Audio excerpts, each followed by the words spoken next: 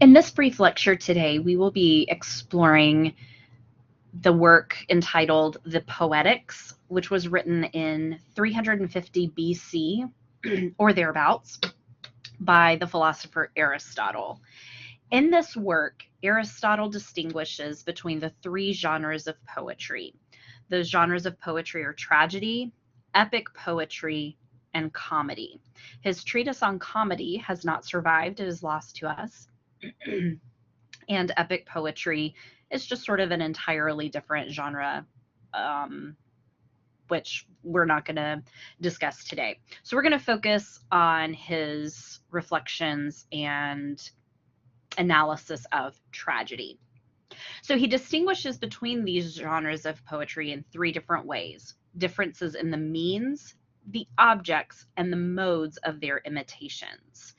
So when we refer to imitations, that's what we do on stage in the theater is we imitate life. We imitate how the people in the story interact, how they speak, what they do, etc. So the term that Aristotle used has been translated into imitations. The means cover language, rhythm, and harmony used separately or in combination. The objects refer to actions, virtuous or vicious, and the agents, good or bad. As a complete whole in itself, having beginning, middle, and end, every tragedy includes 6 parts: a plot, characters, thought, diction, melody, and spectacle. Now, of course, we are translating these words, or these words have been translated from the ancient Greek. So you might find slightly different English words being used for the same meaning, depending on the source of something that you're reading or hearing. The key elements of the plot are reversals, recognitions, and suffering. The best form of tragedy, Aristotle argues, has a plot that is what he calls complex. It imitates actions arousing horror, fear, and pity. And the hero's fortune changes from happiness to misery because of some tragic mistake that he or she makes. The horrific deed may be done consciously and knowingly, in the case of Medea, not Medea, of Tyler Perry's creation and performance, but the ancient Greek tragedy, Medea, Medea. It's an important distinction. Unknowingly, the horrific deed may be done unknowingly, as in the case of Oedipus, or unknowingly but with timely discovery. The characters must be good, appropriate, consistent, or consistently inconsistent, he argues. Now let's look at those 6 elements a little bit more closely. So first is the plot. This is the arrangement of the incidents. Aristotle believed plot to be the most important of the elements, without which drama could not exist. Plot is the totality of those incidents in a story that the playwright has selected to include in a play, and those incidents are arranged in a logical sequence. All of these, everything that's in quotations is quoted from a translation of Aristotle's Poetics. Let's move on to character. The characters are the agents of action, the elements that make the action possible. Next is the thought. Sometimes you might see this term translated into theme or thought. Really, the idea is the same. This is the message, the meaning of the play, a universal truth. Fourth is diction. Now, you might hear the word diction and think about clear speech, someone speaking in a way that they can be understood. But in this context, we use the word diction more from the writer's perspective than from the actor's perspective. In this case, as an element of drama, diction refers to the vocabulary the playwright uses and the order in which the words are placed. No two people speak in the same way. Next up is music.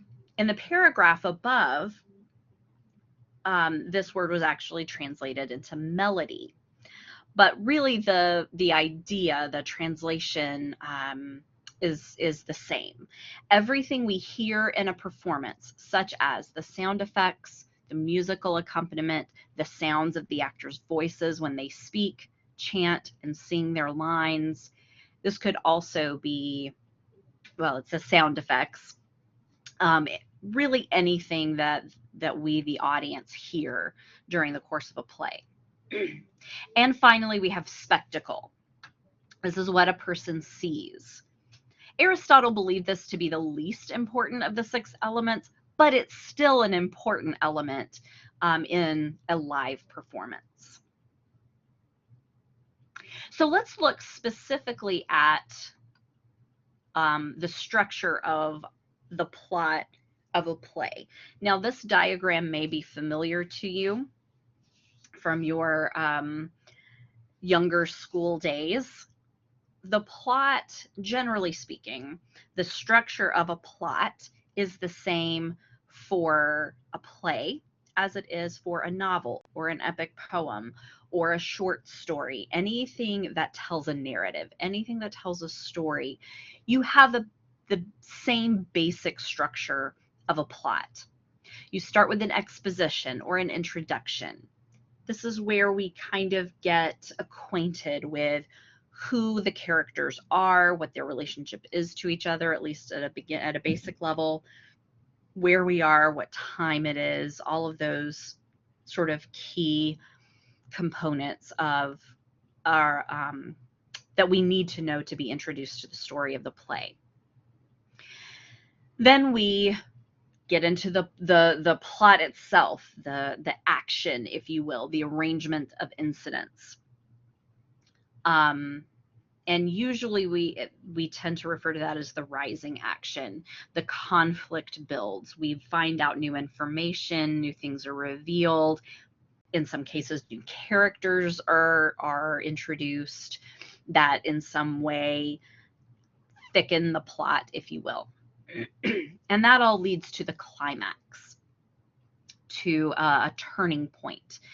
That's why this diagram is in the shape that it is, not just because the climax is usually considered to be the highest point of emotion or intensity, although that is often the case. Really, the big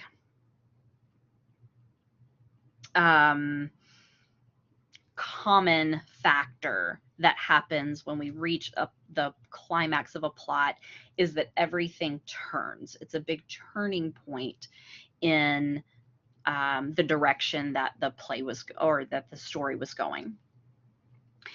It just so happens that very often that is also the moment of emotional that's the emotional high point of the play.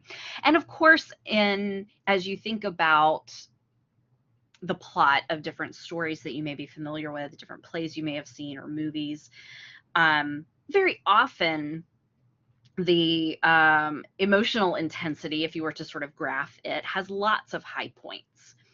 And so that's why I think it's a little bit easier to wrap our head around the climax of a plot when we think of it as the major turning point that leads us to the resolution or the conclusion of the conflict.